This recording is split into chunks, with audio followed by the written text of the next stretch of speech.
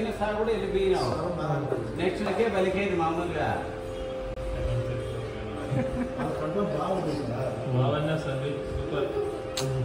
Thank you చెప్పాలి అందరికి. Thank you అన్న. Thank you.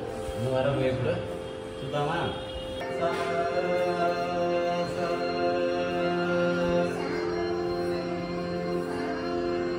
నువ్వు బాగానే పాడుతున్నావు కానీ అనుకున్నావు. గుర్త కాదు, గుర్తుతా రాలి. ప్రభాస్ ఫ్యాన్.